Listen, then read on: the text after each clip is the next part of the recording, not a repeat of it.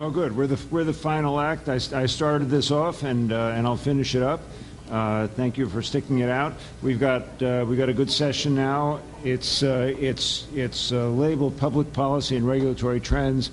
What I hope to make it is more of a dogfight and a grudge match, if we possibly can, because we have a lot of contentious issues to discuss here with Joe Fichera, who's in the middle right here, Nat Singer, who's on the end, and Kit Taylor, who many of you know, who's to my left or your right. I told them I had some kind of hot button issues, so I'm gonna push some buttons and see what happens. I encourage you folks in the audience to ask questions with the mic runners, and you folks out there on the Bloomberg to send in questions via Q&A Go. Let me start right now. The issue came up a couple times during today's discussions. Why is the IRS investigating Build America bonds? What's the point here? Who's the IRS generally investigates things when it thinks it's not getting its piece of the action. So who's not getting it? Who's not getting the piece of the action? And where's the money? Who wants to take that? Well, I'll take it as a start, but I'm going to actually broaden it out a little bit, Bill, because I think the audience really needs to know that municipal bonds, A, are not loved in D.C., have been the subject of a lot of investigations over a period of time, and are under a great deal of suspicion right now. And it's going to affect a lot of things, from legislation to financial reform to some of the other things we're likely to talk about. To give you an idea, and I will relate a conversation I had with an IRS official back in the early part of like 2002. And I called the guy up and I said, "God, you sound depressed." And he said, "I am." I said, "What's the matter? Swaps bothering you?" Because we were beginning to see, certainly I was beginning to see, problems with interest rate swaps being sold to municipalities. And he said, "Yes." He said, "We did the yield burning settlements." Some of you are old enough to remember what yield burning was all about. We did the yield burning settlements in the early part of the 90s. We settled in 96, 97. And we thought we had 3 to 5 years before the industry would figure out how to evade those rules. He said we had less than 5 minutes.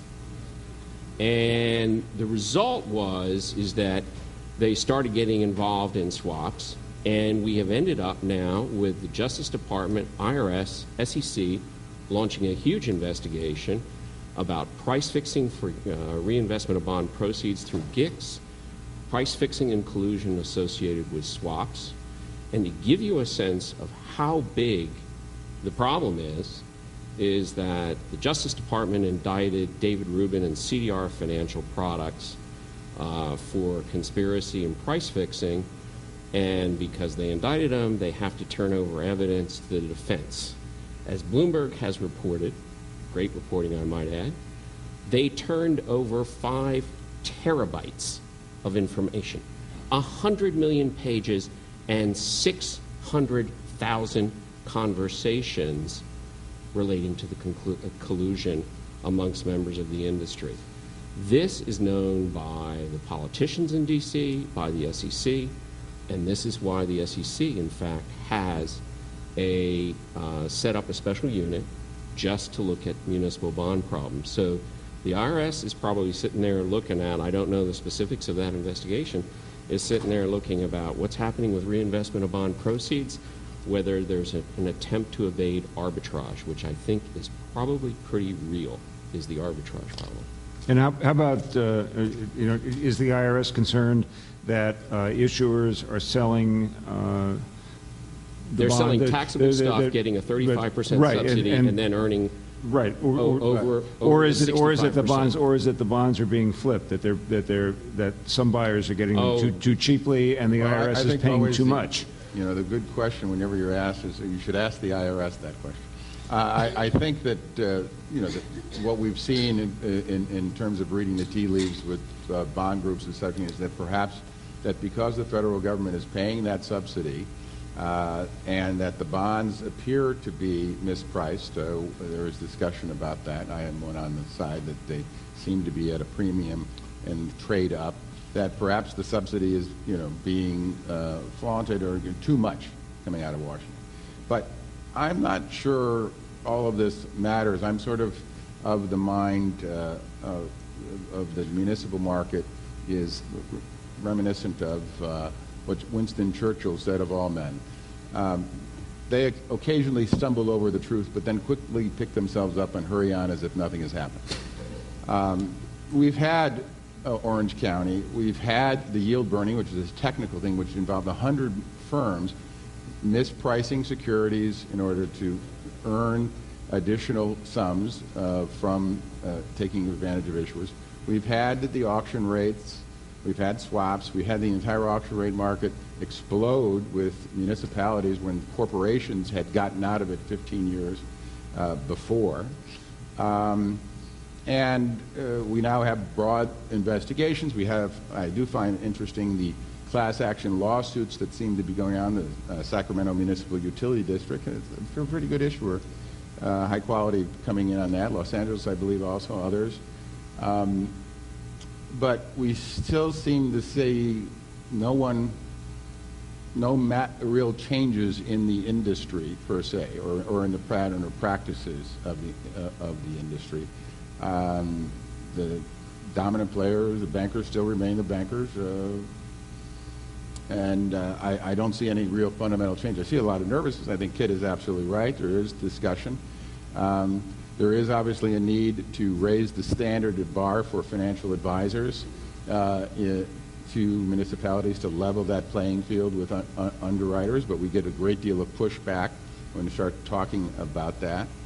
And then we do get a lot of disjointed conversations about some of the things Nat works on in terms of swaps, which can be good instruments if used correctly, but have been used in other ways. But there seems to be a momentum to this market that we get change at the margin, not real fundamental change. Perhaps something will come about, but I would have thought that the auction rate securities market blow up $200 billion, in which what happened with Wall Street, and the tremendous shift of that burden onto taxpayers and ratepayers in terms of having restructuring it. But it's being restructured by the same people who blew it up. So I guess it's a pretty good system. It's nice to work with. Joe, sometimes I wake up in the morning and I get depressed because of sort of what you're saying, which is nothing seems to change. But in fact, I do sense a move afoot in Congress. As Nat well knows, they're proposing to limit state and local governments getting involved in swaps unless they have $50 million more of liquid assets. Yeah, but let me interrupt you, because it's not just Congress, and if you all in the audience want to ask about this, the Pennsylvania State Controller has has proposed an outright ban. The LA City Council had a measure before it about a week ago. There's the Service Employees International Union is trying to do the same thing here in San Francisco. All of you chime in. Swaps swaps sometimes they work, sometimes they didn't work. It's costing some people a lot to get out of them. Is the muni swap market just going to be? Is it going to be regulated and legislated and pressured out of existence? And how are these municipalities going to get out of these deals where they've got a 30-year swap and the bonds have gone away? Where do you want to start? I'll start there. And I've worked at two places in the last 5 years. I've worked at Bear Stearns for about 23 years, and then I working now at Swap Financial Group. And our view of the world at both of those places has been different in the respect that if you think about Bear Stearns, large broker-dealer, covered the large repeat issuers in the market, didn't have a regional network, didn't cover the regions from a public finance standpoint. So if you think about the clients that I talk to in terms of the potential use of derivative products, it was the large, sophisticated issuers. We didn't deal with smaller issuers. Swap Financial Group, that's also our focus there. So I think there definitely are some issuers, a large percentage potentially of the market, that swaps are not appropriate for. Smaller issuers, issuers that don't have the financial wherewithal, don't have potentially the sophistication, but I think it's more than anything, don't have the financial flexibility. If one of these tail risk events occurs and something goes wrong, what are they going to do at that point?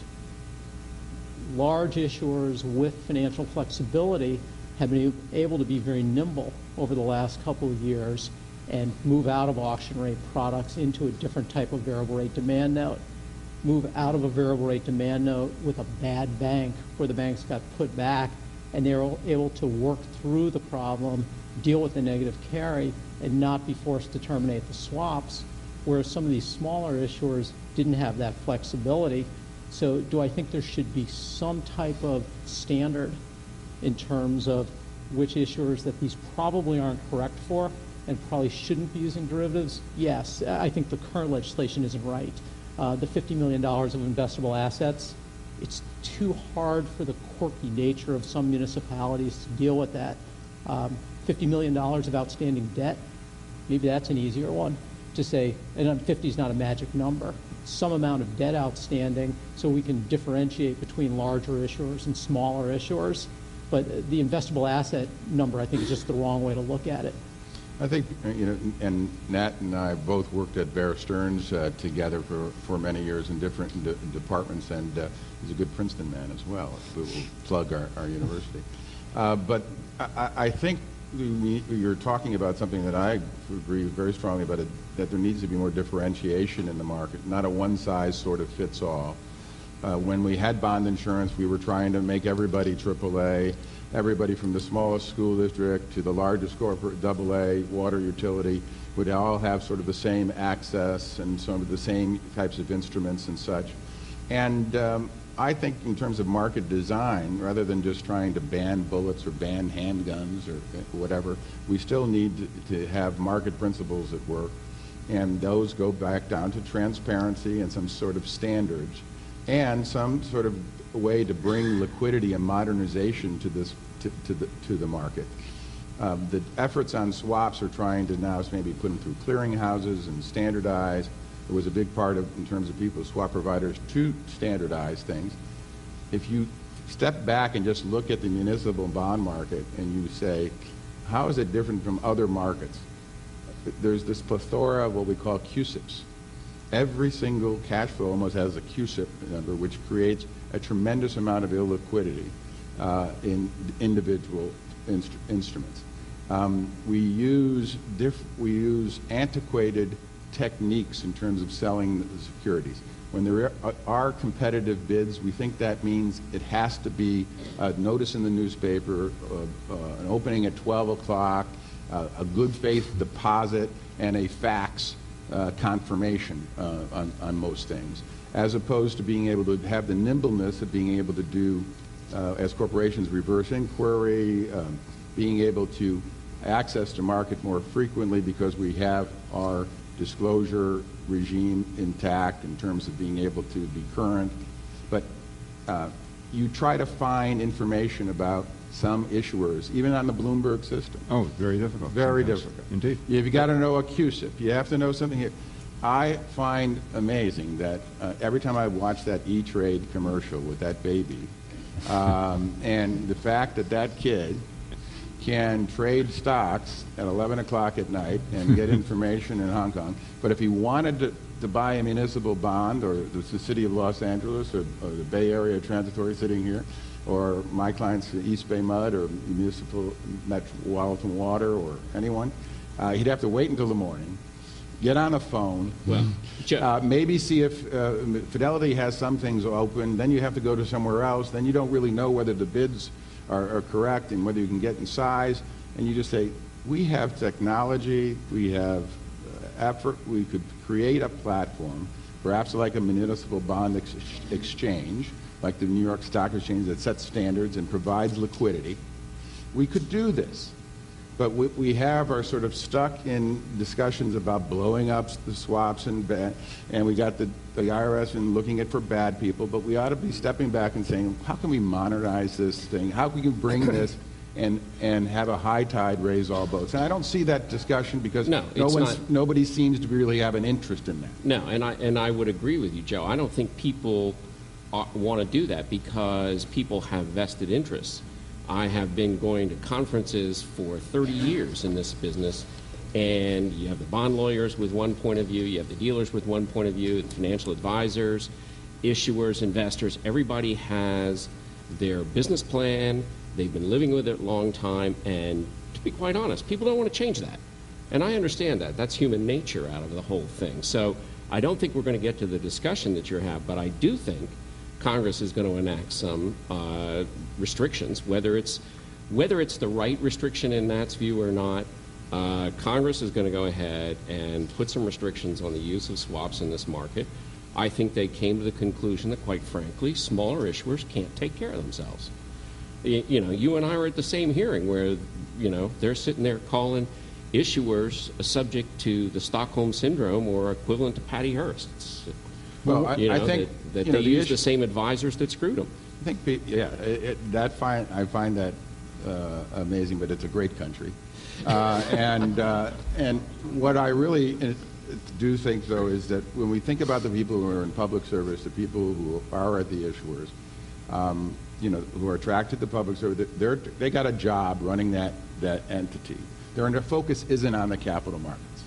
And so when they bring in advisors and such, I think there are two key changes that I would like to have. One is the advisor profession to become a profession.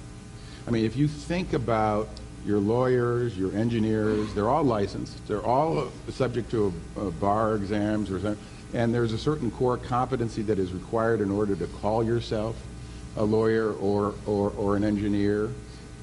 We don't have that in the advisory world, and it's one of the reasons I say I'm not a municipal finance advisor at Saber Partners. Yeah, why aren't before I came to Bloomberg, I actually ran a magazine for registered investment advisors and broker-dealer reps, and in the asset management and financial planning side of the world. You register your firm as an RIA. You're subject to the 1940 Act. You're under fiduciary standards. So why aren't municipal finance advisors always registered as RIAs? They're kind of financial planners in a way, aren't they? Yeah, or should they be? I don't agree with that. I mean, that's where they're not brokers. They're not investors. Right. They're advisors. They're advisors, right? Yeah, but the problem is it's an historical. Make it a standard. It's a historical artifact. The fact of the matter is, when you look at how municipal regulation took place, and we haven't talked about disclosure yet, maybe we'll get to it, but certainly the other panels have. The fact of the matter is the current system, which I agree with you, Joe, needs to be reformed in big ways. The fact is that when Congress last acted, it was 1975, and they put the MSRB in place. They wrote restrictions on what it could do, and they set it up to be a dealer-dominated organization. Well, I'm sorry, it's 35 years later, and yes, there have been a lot of changes, and there should be changes in the structure of the market, but that's the reason why, Bill. The fact is, I'm not sure also what the answer is, but let's not paint all the financial advisors with the same stroke, because I know when I was on the dealer side, how many times financial advisors told us, no, this is not a good idea, this isn't a good product for our client, and we say no, I don't know, 95% of the time, 9 out of 10, Nancy 19 Reagan out of 20. Supports you. We get pitches all the time from the dealers, and as a good financial advisor, we've got to say no to some ideas. And then there's also ideas that we think warrant merit, and that it takes a lot of analysis, and we work with the clients to see if this makes sense for them, looking at a risk-reward basis. But maybe there is supposed to be some type of registration of the FAs, but certainly FAs aren't just there saying yes all the time. Well, I think we have to take it away from the personal to the professional, and not about your firm or my firm or anyone we've worked with. We've seen good and bad, but there is the notion of setting some standards of analysis and profession that we should have. Should that be by the MSRB? Probably not, given the way the MSRB. Should it be probably by the SEC? Absolutely, in terms of establishing that. And there should be things that the advisor community does, because if the way markets work is that all competing forces, I remember very well going to the trading floors at Bear Stearns and Smith Barney, where I worked previously.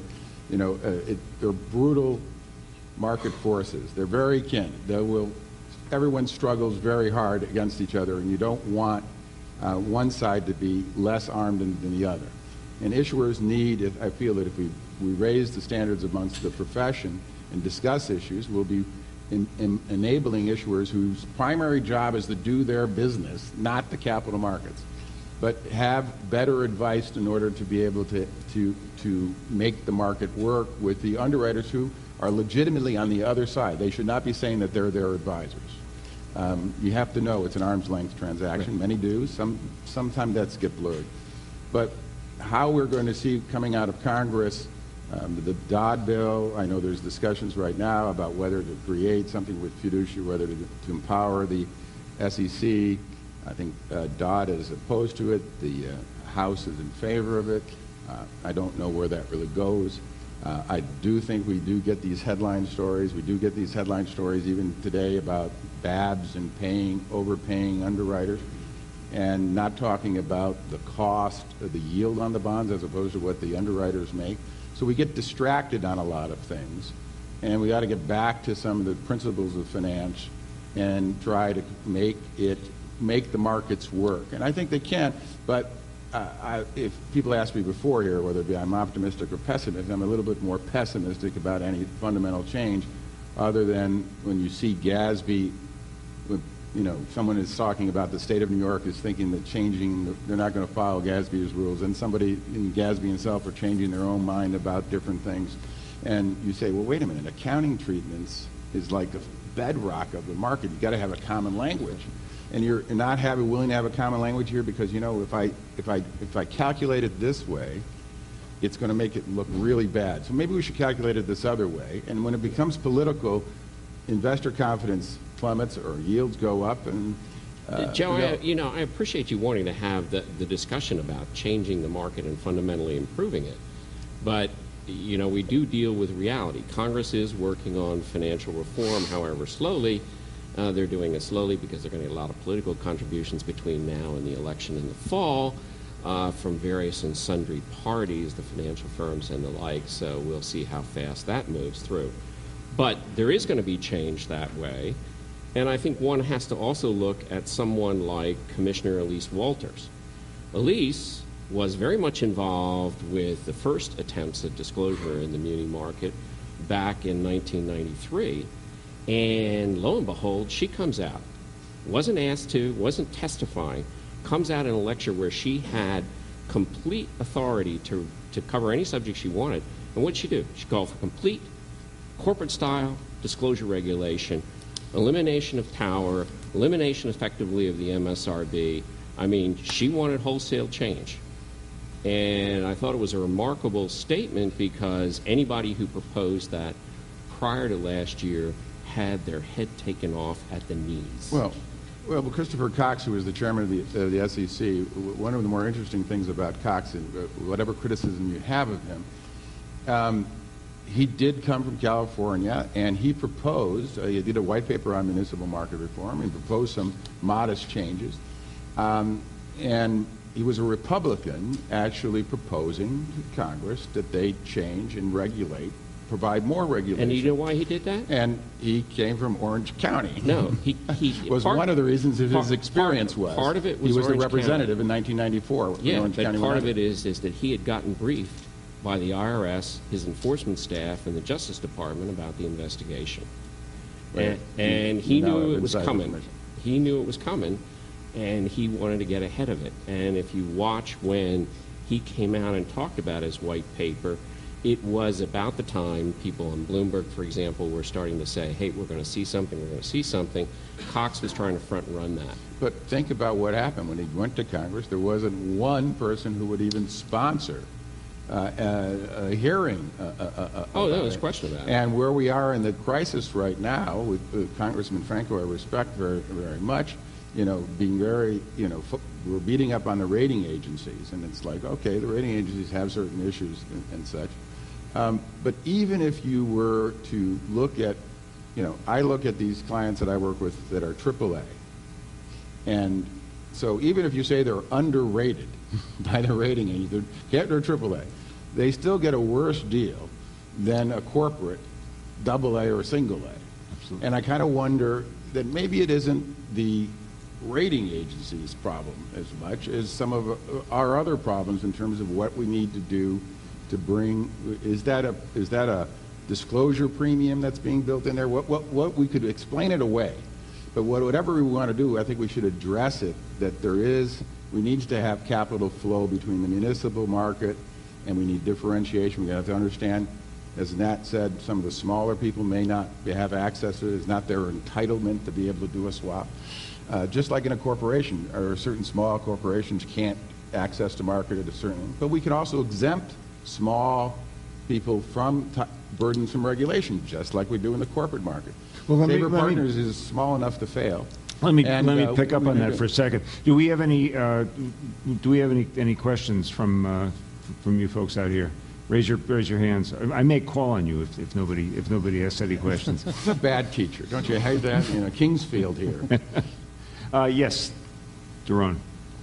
And remember to ID yourself, please, when you ask a question. I'm Daron Levin. I'm with Bloomberg. To what extent does some of the problem we're having in municipal finance stem from the shrinking and smaller and less informed level of local reporting that journalists used to do when they would cover the budget sessions of very small municipalities, and that the news organizations can no longer support? I mean, when I first came into journalism, this was a kind of a standard set piece, was the budget story, and this was in very small towns and even sewer districts where we would go and cover the budgets.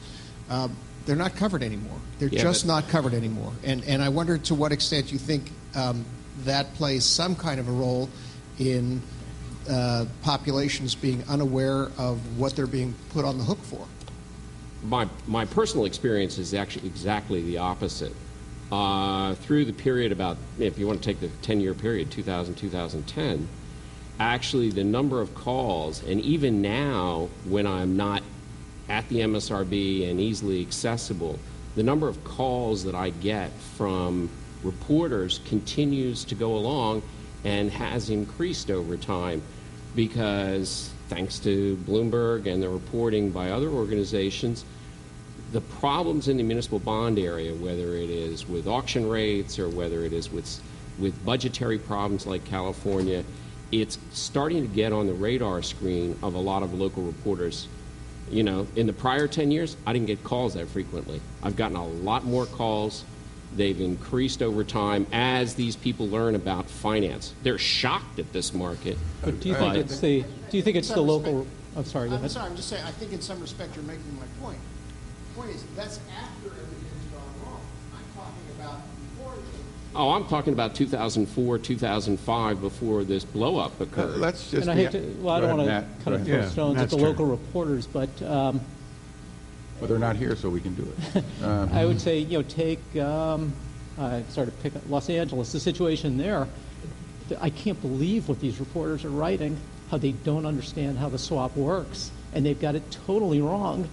And it's not just Los Angeles. You see it repeatedly with the situation in Pennsylvania. And I'm not saying it's not a problem that they're reporting on, but they've got it completely wrong, and that they're spreading misinformation. So I don't think that's with the complexity of problem. I don't think that's the problem. Well, I think the problem needs to be addressed other ways. Municipal finances, I think we've heard all today, right now is not a simple business of issuing long-term debt. The 30-year bond or the 20-year serial bond. We're a long way away from that, and the fact of the matter is it's made the job of reporting that much more difficult, whether it's with Bloomberg or whether it's with the local reporters. And it's the complexity issue that yes, Nat, you're right. But corporate finance is not as simple is not as simple as issuing long-term debt either. Yeah, but it doesn't affect the individual. But corporate finance is subject to standard accounting treatments and standard disclosure rules. And the muni market is much more of a hodgepodge. But it's because in the corporate world they have research analysts that will publish for shareholders who are like taxpayers. I mean, there's nobody really publishing for the taxpayers. But let's just think about the structural problem is that Los Angeles and other people are covered by the Metro desk, not the business desk. Yes. And therefore the Metro desk is looking for the scandal. Who got paid, who's friend, who's what, who's there. I've often said, if I talked to you and told you that the CFO spent $25,000 on drapes in his office, that would be a lead story. If I said he overpaid by 25 basis points on a bond deal that he did, they'd say, I have no clue. Right. What do you mean? How would that? Isn't the market the market? I mean, see, I work at Bloomberg. I'd forget about the drapes. No, I don't know. Some of the reporters at Bloomberg too have issues in terms of trying to understand, and the part of the complexity is that's how you can move things, make them more complex. And the local reporters, the constant question I got is, okay, how much did we lose, or how much? And it's not necessarily a question of $10 million or $20,000 or whatever, any number you want to pick. It's, oh, by the way, you got yourself into one risky deal. Okay, well, no one understands. I mean, and I think Nat does a good job structuring swaps. Yeah. The question is still understanding the risks associated with it. Exactly. How you mentioned that the smaller issuers, Pennsylvania is a classic case. There's certainly a lot of swap activity all over California, not at the state level so much as at the agency and local level. So these issuers that weren't prepared or intellectually prepared, financially prepared, whatever you want, they weren't prepared to get involved in derivatives. How come they did it? How come the disclosure on it was, so it's pretty hard to wade through all this stuff. So, and how do they get out of it? I disagree about the disclosure, because I think if we're here a year from now, then you're going to have a problem with disclosure, because we're going to corporate-style disclosure. GASB 53 is meant to mimic FASB, which means and the big picture what GASB is trying to do is they're trying to differentiate swaps that were put on for speculative purposes versus swaps that were put on for hedges. And GASB is specifically giving you multiple ways to try and prove that this swap is actually a hedge and it's not speculative. And they say, here's 4 different ways you can try to show it. And if none of those 4 work, make up your own system that works as long as it makes sense. And what you're allowed to do at that point, it doesn't. Because what you're allowed to do at that point is defer. You asked, how did these people get involved in it? It's because the dealers came to them and said, look, I know you're under financial pressure. I can either give you an upfront payment and do a swap so that you get an upfront payment on your swap. That was one game that was played that shouldn't have been played. It was a financing strategy which made sense for some issuers. Come on, it was borrowing. For all issuers. No, it didn't make sense for a lot of issuers. Look, we're in a capitalistic society. They have every right to present their proposals as long as they're not fraudulent. And the notion is on the other side, you need to have strong, tough analytics as well. And there was a little bit, I agree that it's not there. It's worrisome that it isn't, and whether it's going to be there now is from the crisis. It was interesting, there was an article in the Times on Sunday about swaps, and there was a discussion on LinkedIn in terms of discussing this. It was good to people talking about. My concern was showing net present value savings off of swaps, which by discounting at the synthetic rate, which is just not good finance. But that I saw presentations like that. But the issue of, like, let's think about where we can go to modernization, try to be positive, is to try to enable, I think, using the technology in this market to be able to bring transparency and get people. There needs to be punishment and reward, meaning if you're not you don't have your financials in 120 days when they're supposed to. I mean, there ought to be a problem. That'll cost you something for that. If you do a good job and you're there and you adhere to standards and you've got the disclosure and you're always on time, you ought to be rewarded some way in that. And the fact that there wasn't a lot of differentiation in the market is that, I don't know, is it shame on us or shame on who, but we should be trying to have standards that are adhered to, people having, not just the San Diego case where there was fraud alleged and I guess convicted in terms of the unfunded pension liability, but having the market discipline that will bring us to not saying, well, make up 1, 2, 3, or 4, or we don't like that rule, and the legislature votes not to adopt that, and then someone else comes out and worries about that the funding of the accountants is going to be cut, so maybe we need to be responsive. Or the GFO. Okay, let me throw out an idea, Joe, because, and in fact, it's kind of ironic. A gentleman is in this room who testified in front of Congress on behalf of the MSRB in 1993. Skip Fish back there from Charles Fish Investments. Skip testified and laid out a proposal from the MSRB at that time, which I think addresses some of the concerns that were expressed about any kind of disclosure regime that were laid out today, which is how do you deal with a small issuer, how do you deal with the varieties of issuers that are out there, and the like. This was the proposal that was laid out. It said, look, if there are national standards, and they can differ by sector, let's just take, for example, the NFMA, National Federation of Municipal Analysts standards that were set up around 2000 for each different sector and say, and the NFMA worked with a lot of the issuer subgroups at that time to write something that was specific for them. So if issuer X wants to agree to provide that disclosure, 120 days, 90 days, whatever you want for your particular sector, then in effect, they get a gold star. In this proposal, it was laid out, was called the traffic light proposal. They get a green light. If the issuer says, look, I can do some of that, but not all of it, I can't do it on time, then there's a yellow light.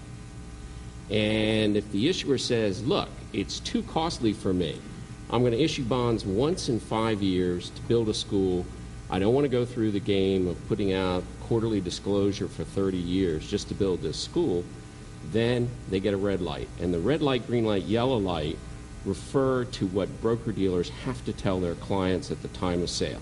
They have to say to the client, look, this issuer has agreed to give you this information and give the market this information, therefore you're going to have a better secondary market. You're going to know you're going to be getting fair value as time goes by. But if I sell you yellow light, we're not too sure. A red light, you got to know you're flying blind. And it was a way of allowing the smaller issuers to choose whether or not they wanted to go through a disclosure regime. And it was going to allow for pricing. We talked about, and I heard you even say, what's it going to save me? We heard about that. That's the common issuer refrain. What's it going to save me to give disclosure? You go to this kind of proposal, the issuer is going to know dang well what it's going to save them. And the market today, now that bond insurance is going away for the most part, the market today doesn't differentiate between a red light type issuer and a green light type issuer? No, because the dealer isn't required, the salesman selling to the customer isn't required to tell the customer, look, A is being good, B is not being good. Well, you tell the rate. I mean, this is the whole point about transparency and disclosure and whether you have standards, whether you hear that say, well, look, we disclose a hell of a lot, and you can go read the city council meeting. That's not really good disclosure. What we talk about, that is like data dumps. That's not what we mean. Just if you want to come into the house, go ahead, see everything. I don't have to tell you about the engineering report on the roof. Why don't you just go and look? No, we have standards. We can be better, and we have to make sure that they're not overly burdensome for small issuers, and there are exemptions built in, or there are ways in which we can give incentives for those to be funded by local banks more than thinking that they have to sell national market securities. And we need to have, the the rigor and, as I said, the transparency of something like a possible an exchange where people can provide liquidity and make trades and be able to go back and forth rather than having channels of distribution that are stuck by the certain large firms that shut out others. We used to have big. But ultimately, isn't the buy side really the people that are going to dictate that? When you said the market forces, because either the buy side is going to charge a yield penalty to the issuer because they're not getting sufficient disclosure. I'm going to interrupt you for a second because Paul Rosensteel's been raising his hands. I've been blinded by the lights here. I apologize. I'm very intrigued by the red light, green light, yellow light that Kit talked about, and Joe, you say we have to have. I'm not sure why we have to have a certain level of disclosure, as long as there is accurate disclosure to the extent that there is disclosure. We have continuing disclosure obligations. Nobody's talking about getting rid of those, but in terms of corporate style disclosure, if an issuer who is not a frequent issuer says, I'm not going to do it, I will take the consequences in terms of the pricing of my bond, I'm not failing to disclose anything of a material nature to the market, what's wrong with that? I don't think there's anything wrong with that, based on the premises that you're talking about, an infrequent issue. Like I said, there could be exemptions. People will know that, and they'll understand that, and he may pay a premium in his securities. The question is, that's sort of the entire market right now in terms of disclosure. You know, I mean, well, even though we have, well, let's say, for example, there's already a utilities, tremendous. There's a lot of issuers who do a lot more disclosure than is required by either law or regulation or continuing disclosure obligations.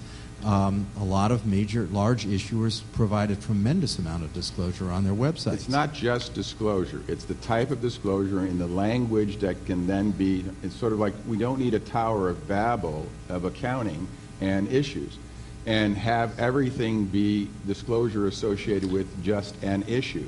That's what we have in the muni market. It's all tied to CUSIPs, to the issue, to the disclosure, and updated then rather than on an ongoing basis. And Paul, I'd prefer... People want surveillance. People want to be able to know about their securities.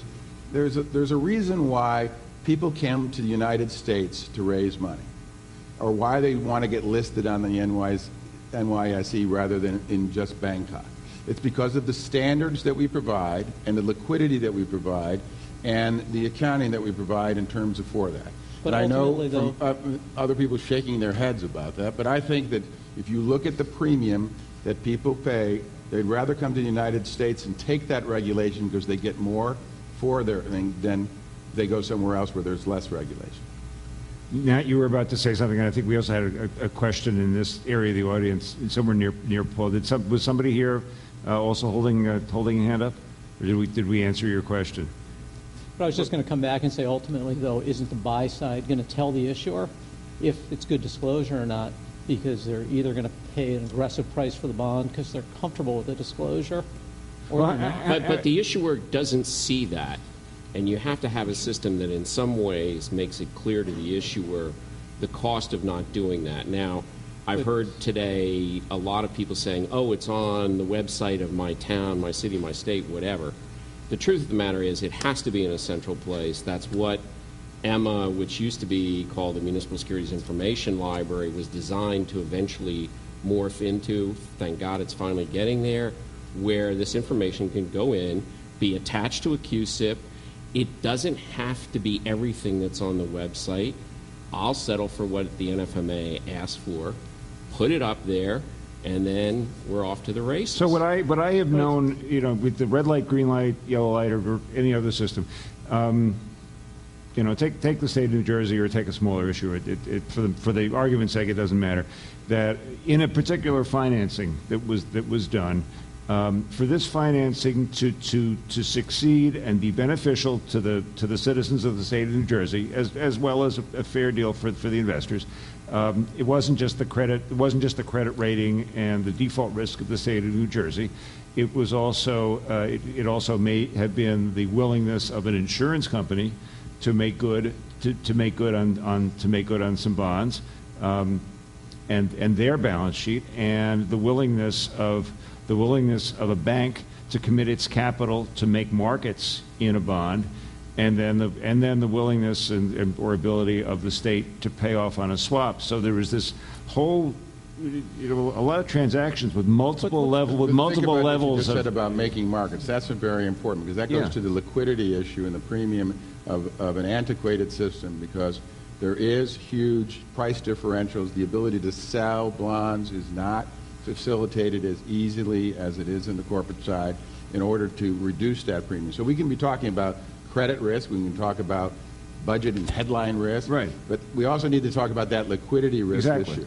I mean, look how far we've come, though. Yes. Yeah, I've been doing this for 20-some-odd years. My broker calls me up and says, Nat, I can offer you these 20 Cal Geo5s of 17 at this price. I can log into my Bloomberg. I can see where the bonds have traded. You're lucky because you have a Bloomberg. Yeah, but not everybody does have a Bloomberg. At $1,600 a month, there's not very few investors out there going to be logging. But even the broker has access to MSRB data, that he can see where the bond's traded. He can get on the EMA system. He can look at the disclosure from there. We've come such a tremendous way. Yeah, can we do better? I think we can, but we've really come a tremendous way in the muni market. Oh, no doubt, the progress has been made from darkness, and I don't want to curse the candle that has been lit by EMA and other things. But the notion of where you see how this market at the same time versus other markets, we seem to be lagging in that regard. I think there's a lot of disclosure out there you can find. Oh, there is a ton of disclosure. Swap disclosure has been tremendous through the years. Absolutely. Footnote disclosure, it's going to get worse. Doesn't mean that it's good gonna disclosure in terms of what is useful. Why will it get worse, and how will it get worse? I happen to be The gentleman has a I question. happen to be a fan of the footnote disclosure that we get now. It says why the issuer did the trade, who he did it with, if he got money up front. It gives all the details. We're going to lose all that this year. GASB 53 getting implemented for fiscal year 2010. We're going to lose that. We got a question in the front row. It's about Yes, sir. good disclosure, not just disclosure. Hey, let him talk.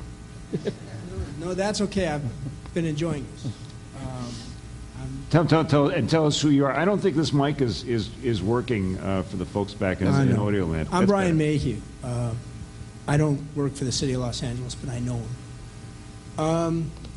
I've been having a hard time framing this question because I've sat through 3 panels finding out how stupid I am. Let's go for a moment that does say I take a monthly financial report, not GAAP-based, but let's just say it's adequate, and I file that with them every month. Now let's just say, does that satisfy your disclosure problem? And then, in the end of this, just what the hell problem did we solve here? Well, who are you? And who are we solving it addressing for? it to The me? issuer? Are you addressing it to anybody? Okay. I've heard this for 3 panels now. In my case, if it's what the people at the NFMA said, the analysts said they wanted, if that's a piece of information they wanted and it's getting filed monthly, then you've met the standard. And the broker-dealer, not the issuer, the broker-dealer, doesn't, when he sells the bond to a customer, doesn't have to sit there and issue a warning. And that's a good thing. The end issuer, and that's the only problem in the municipal market. No. I certainly don't believe that. I don't even think the issuer is the problem at all. That's not what I've heard all day. Thanks. Well, I wasn't in. That's why I probably stayed away from the thing.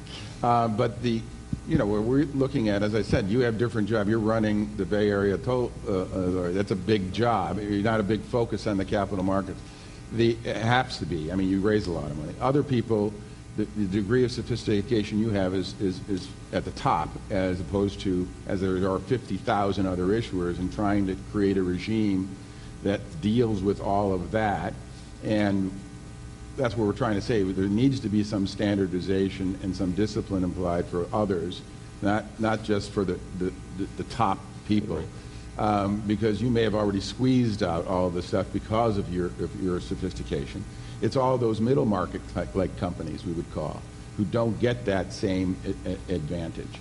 And I just don't think disclosure is about data and reams of data and everything. It's about trying to be able to say something clearly to people so they have, and allow them to compare and contrast.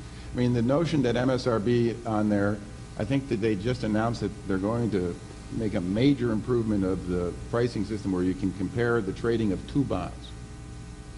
2. That's interesting. I mean, you know, not being able to download data, not being able to use all of the tools that we have. I mean, there are a lot of brokers out there, small regional brokers who want to make markets. They're sort of shut out by the big boys in New York. We've seen minority firms be able to do a really excellent job, even though they were told by my colleagues in New York, they also say, well, you know, they didn't sell any bonds, I carried them. It turns out if we start leveling the playing field and we start getting the market to work. And that's what we need to do more of. MSRB doesn't seem to be doing that. I mean, how long it's taken. The problems with the auction market should have been well addressed before they blew up. There were enough signals. MSRB did nothing. And some of these debates on swaps and such, again, we just sort of went a little bit too far. There is a good use of swaps. There's no question that swaps can be good. But we should not throw out good ideas because of the bad. There are these investigations. We are, but a little harder. We'll talk about NVB. But there are all these investigations. I think I'm worried still about stumbling over the truth and hurrying, picking ourselves on, rather saying it's a few bad apples, but not my banker. There are some systemic problems. We have. Nobody can say that the municipal market is efficient. No. If anyone can say that with a straight face, all right, I'll turn over. Will anybody in the audience say that the municipal market is efficient? It's pretty damn good. Before you Good. go, if again we get audited, we have actually a real accounting standard. It's not fake. It's GASB.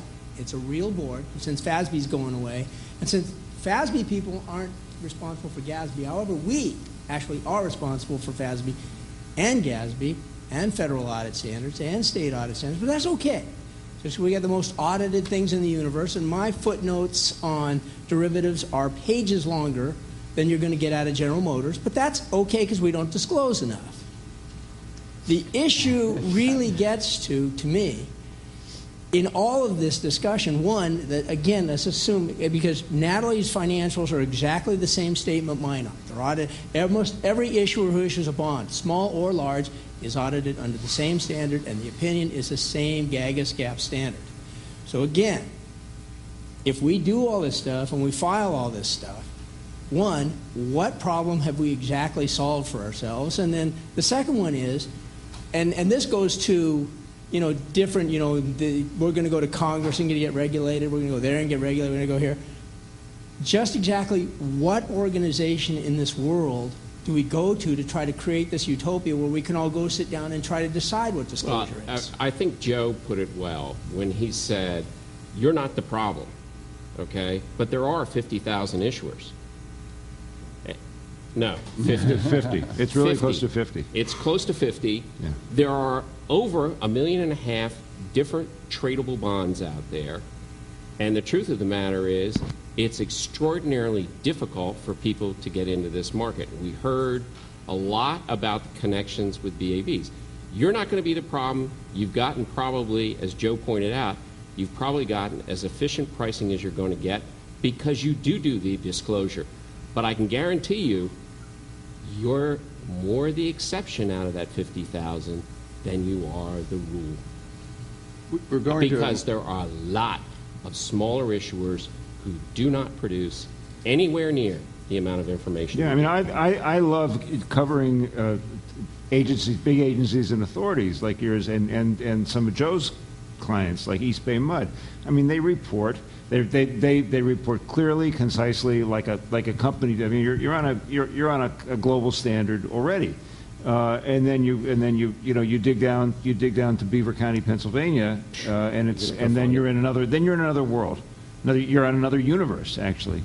It's not to single them out, but there's different levels. It's not like small caps and big caps. Isn't it interesting how the muni market deals with that though? Because doesn't our muni market, though, naturally gravitate towards a small issuer in Texas is going to sell a bond deal, Citigroup's not going to probably sell that deal, or J.P. Morgan's Right. probably not going to sell that deal. Maybe not even First Southwest, because they're probably too big for that, but maybe they will. But there's going to be a local dealer that's going to know the credit, that's going to sell that credit to retail in the area, and they probably know the credit pretty well too. Isn't that how our market works? That's why we have regional dealers, and that the information gets disseminated that way, and Well, the that liquidity isn't- gets provided by the local dealers. And there's no shortage of local regional dealers that do a lot of business in retail pieces of bonds in their backyards. Well, We'll have a long discussion about what went on in Pennsylvania, Yeah. both with the level of disclosure, question there were some bad what issues. regional No deal- question. what about yeah. half a dozen different regional dealers were doing in that state, and everything else. question there were some So bad I don't acts, think yeah. you can wrap a big brush across The- the. I'm going Basically, to call a truce here because we're getting close to time. I want to have three seconds of summation and 1 second of housekeeping. We've all decided here that sunlight transparency is a great thing. We've all disagreed somewhat on what sunlight means and what transparency means, what it means to the market, what it means to investors, what it means to issuers. I think that's a really good. It's a good place to start. To stop. We started with transparency. We'll end with transparency. I am all that is standing or sitting actually between you and cocktails at this point. So what I'm suggesting is we think about that. I'm going to thank our panelists for being very frank and out front and not turning this into a Jerry Springer moment. I want to thank all of you in the audience for coming today to our first Muni conference. I want to thank all of you who have been watching on LiveGo and for taking part and giving us your questions. I encourage you folks here in the audience to continue the discussion and continue the questioning over cocktails. The Help people will show you where to go. And thanks a million for coming, and we'll see you at the next one. Buy more terminals. Good job. Thank you. If I could get you guys to just come down here for a quick picture.